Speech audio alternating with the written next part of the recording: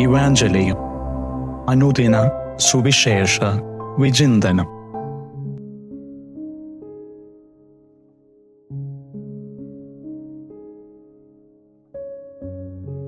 ഉദ്ധിതനിൽ പ്രിയമുള്ളവരെ, സമാധാനം. യോഹന്നാന്റെ സുവിശേഷം 6-ാം അധ്യായത്തിൻ്റെ 1-ാം വാക്യത്തിൽ അപ്പം വർദ്ധിപ്പിച്ചുകൊണ്ട് ആരംഭിച്ച ബ്രെഡ് ഡിസ്കോഴ്സ് എന്ന ഈ പ്രബോധനം 6-ാം അധ്യായം 60-ാം വാക്യങ്ങളിൽ അതിൻ്റെ പരിസമാപ്തിയിലേക്ക് വരുമ്പോൾ ഓരോ ശ്രോതാവിനോടും വായനക്കാരോടും ഈശോ ചോദിക്കുന്ന ഒരു കാര്യം: ഈ വചനം കഠിനമാണോ? ഇത് നിങ്ങൾക്കും ഇടർച്ച വരുത്തുന്നുണ്ടോ? യോഹന്നാൻ സുവിശേഷകൻ്റെ ഈശോ നിത്യജീവൻ്റെ അപ്പം എന്ന ഈ പ്രബോധനം സമവീക്ഷണ സുവിശേഷങ്ങളിൽ നിന്ന് വ്യത്യസ്തമായി പരിശുദ്ധ കുർബാനയുടെ ഒരു നറേറ്റീവ് കൂടിയാണ്. ഈ നീണ്ട സംവാദത്തിൻ്റെ കാമ്പും പൊരുളും ആത്മാവും ജീവനുമാണെന്ന് ഈശോ തന്നെ വ്യക്തമാക്കുന്നു. യോഹന്നാൻ സുവിശേഷകൻ്റെ ചിഹ്നം കഴുകനാണ്. വളരെ സൂക്ഷ്മമായി തൻ്റെ ഇരകളെപ്പോലും ഉയരത്തിൽ പറന്നുകൊണ്ട് കാണുവാനുള്ള പാടവമാണ് അതിൻ്റെ പ്രത്യേകത. അത്തരത്തിൽ യോഹന്നാൻ സുവിശേഷകൻ്റെ ഓരോ വചനഭാഗങ്ങളും വളരെ സട്ടിലായിട്ടുള്ള അവതരണത്തിലും മനുഷ്യ മനസ്സിൻ്റെ ആത്മാവിനെ പ്രചോദിപ്പിക്കുന്നതുമാണ്. ഈശോ ജീവൻ്റെ അപ്പം എന്ന ഈ പ്രബോധനവും നമ്മെ ഓർമ്മപ്പെടുത്തുന്നത് ഈയൊരു യോഹന്നാൻ സുവിശേഷകൻ്റെ പ്രത്യേകത തന്നെയാണ്. തൻ്റെ വചനങ്ങളിൽ ഇടറിയ ശിഷ്യന്മാർക്ക് അവരിൽ കുറച്ചധികം പേർ അവനെ വിട്ടുപോകുന്നുണ്ട്.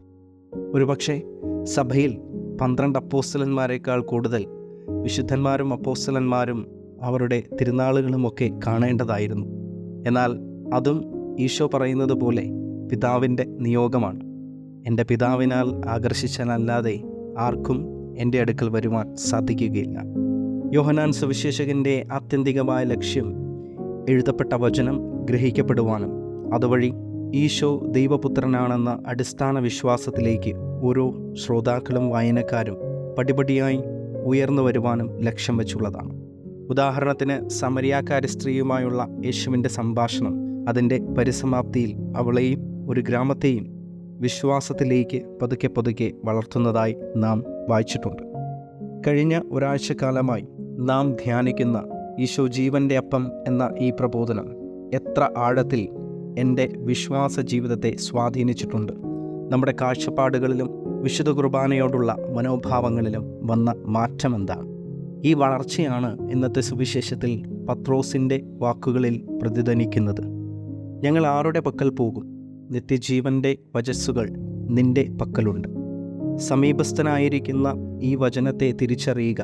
ഓരോ ബലിയിലും നമ്മുടെ ഇടവക ദേവാലയങ്ങളിലും തുടർന്ന് അത് സുവിശേഷമായി മാറുന്ന സ്വന്തം കുടുംബങ്ങളിലും സമീപസ്ഥനായിരിക്കുന്ന നിത്യജീവൻ്റെ സാന്നിധ്യമായ ഈശോയെ തിരിച്ചറിയുക.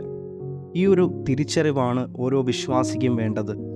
ഈ ഒരു തിരിച്ചറിവില്ലാതെ പലതിൻ്റെയും പിന്നാലെ പരക്കം പായുന്നവരാണ് വിശ്വാസ ജീവിതത്തിൻ്റെ അപജയം.